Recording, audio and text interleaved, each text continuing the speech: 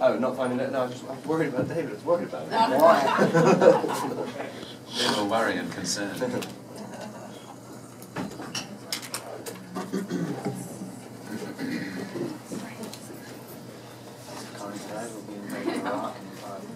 Yes. Wow.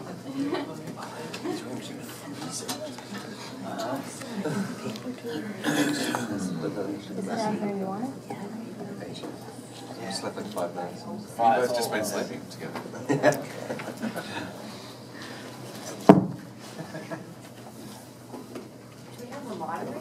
Yeah, it's not the one Should we just kind of raise our hands? I don't know. Do y'all call on us? Oh, here we go.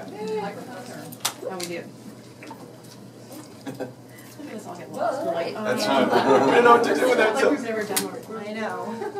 Okay. That's great. It's an amazing colour of your hair, isn't it? It's incredible. Thank you so much. Awesome. I thought you guys didn't realize this was a chick flick, right? I think I'm... Anyhow, I was just wondering, this looked very hot. I mean, you guys, tell me a little bit about being out there on location and how did you deal with the heat?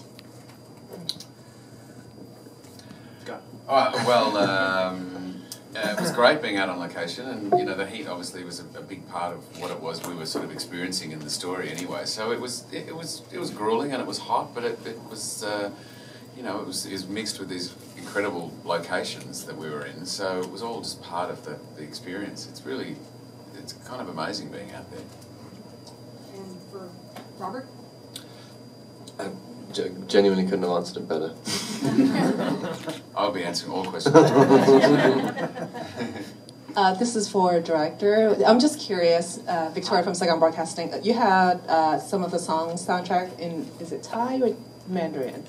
Why choose Asian music? I think at the beginning, first scene with Guy walked in the bar. That was Thai, right? It was Cambodian. Was it Cambodian or Thai? It sounds. It was Cambodian. Cambodian. Why the Asian music? I wanted the world. I mean, I wanted the world of the movie set as it is a few decades after, a few decades in the future after a particularly catastrophic Western economic collapse, to feel like there had been a kind of major geopolitical type shift, and Australia had been reduced to a kind of resource-rich third world country.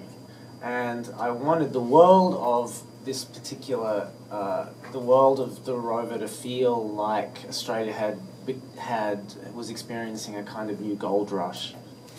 People were coming from all corners of the world to work in and around the mines, and given where Australia is on the map, we are kind of right there in the middle of Southeast Asia almost. That there would have been a lot of people from that part of the world who'd come out, and there was one other thing I was going to say, and then I forgot. Congratulations on the film. I really loved it. It struck me so much that so much of this film is within the precise balance of mood and atmosphere. How do you keep track of this while you're shooting? Is it something that you as actors pay attention to, or is it something that comes about in the editing room? I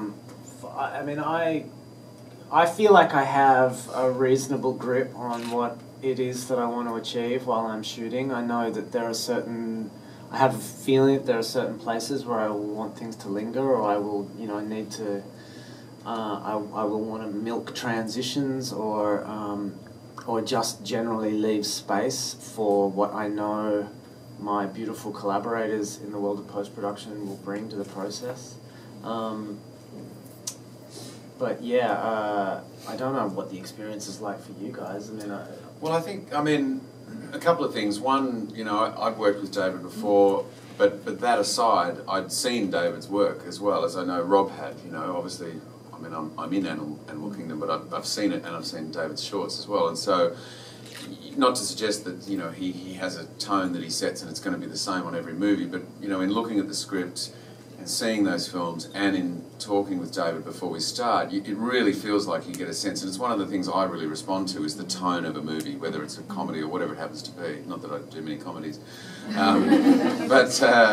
you know, I think it's one of those things that you really absorb on a, you know, you really feel it sort of through your skin, and so in a sense, that enables you to understand the rhythm that you're kind of going to work in, and perhaps the rhythm of the character, etc.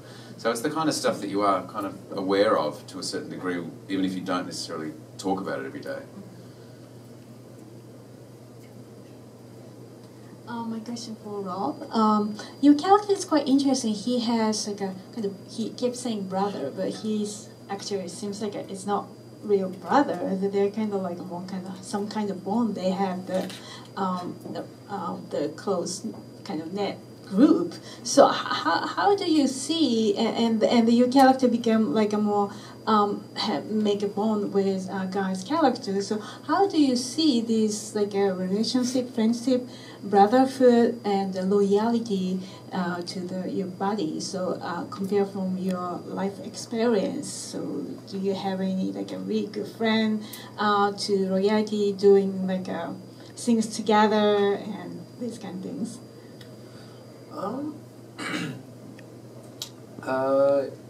Yeah, I think like loyalty. Me as a person or as a character?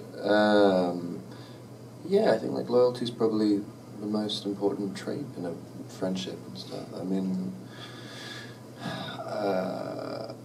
yeah, I was really lucky to have really great friends growing up, and I think all my closest friends I've known for at least 10 years, and you know, it's kind of, yeah, definitely loyalty is very important. I'm not entirely sure how to answer the question, but it's an interesting relationship though in the Rover. It's kind of, Ray's loyalty is so easily swayed. You can kind of, you know, he's all, by the time he gets back to his real brother at the end of the movie, it's all, I kept thinking in how to play it when he first sees him again.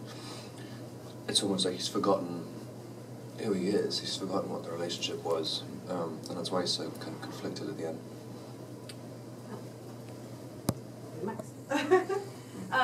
Your character is referred to as a half-wit in the film, but he also does have a good head on his shoulder and gets around surviving pretty well. How did you prepare for your role for this? I mean, I'm not entirely sure if he can really get around by himself particularly well. I mean, as soon as he's on his own for 1 second, I mean, just that one moment sitting under the tree at the beginning, he's just has absolutely no idea what to do. And it's just a fluke that he sees the car there. I think if his brother's car didn't end up being there, he'd just sit under the tree and die. You didn't save him though. Yeah, I think that's kind of, he can only respond out of instinct, I mean, in a lot of ways. I mean, he's basically been kidnapped by this guy. I mean, it's not like he's done anything for him before that moment. He's just sort of, he could easily get another car, and he knows where he's going. But how did I prepare for it? I don't know. I mean, it was just kind of the script. I mean, a lot of what I wanted to do in the movie was like this. When I first read the script, it was quite instinctive, I think. Well, I think I've seen most of your films, and I don't recall. Maybe I missed one or two where you actually used a gun in the film. I'm wondering how familiar were you with firearms, and did you have to learn it? And was it awkward for you? And I guess the same question also for you, Guy, but I wanted to hear it from Robert as well.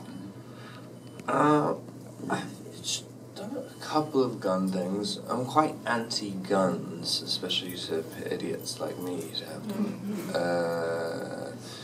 them. I didn't really do any. I was actually supposed to do another film, playing a soldier, where I did some stuff with guns before, but yeah, I'm not particularly familiar. I don't think I particularly did any training either. I think Ray's supposed to be pretty rubbish. He ends up being incredibly accurate the one time we used it. But, Did they give you like a gun coach? yeah, there was an armourer, I forgot what his name was. Scott, yeah. How did it feel? In other words, did you suddenly get a sense of, oh, I get it now? Yeah, I don't like it at all. I don't like the feeling of it. It's kind of, you know, I mean, obviously you get like a little thrill from the power trip of it, but also I feel a little bit silly as well holding a gun, especially when you're like shooting targets and stuff. It's just like, you just got a sort of bang-making machine, It's just like after a while, it's just like loses its luster. And for me, I've done tons of movies with guns. I've shot a lot of people. I think I've been shot a few times. I too have a real issue with guns. I find they just should be banished off the face of the earth. They're awful things. I feel really comfortable with them now as a prop because I've done so many things with guns. And they're fascinating, as Rob says. There is an incredible thrill and sort of power that you feel as soon as you have one in your hands, because that understanding of what you're capable of doing with this thing is sort of off the charts. You know, it's ridiculous and it's enticing and it's awful all at the same time. And it just astounds me that so many people own guns in the world. Does that information help you move your character forward? It's different because my character's going through a different journey than what I'm going through with my gun experiences on film sets, you know. But and you know, obviously the underlying thing for me with guns on film sets is that I'm never actually going to kill anyone, and I'm never actually going to. It's not for real. But but that maybe that piece of information about the power that you feel as soon as you sort of have it in your hand, that might be something that informs sort of every character to a degree. But but strangely with this character in this movie, you know, he's kind of cut off emotionally from a lot of things. I mean, I kill 8 people in the film, and you know, there is a certain level of kind of difficulty and regret that he feels when he does it, but at the same time,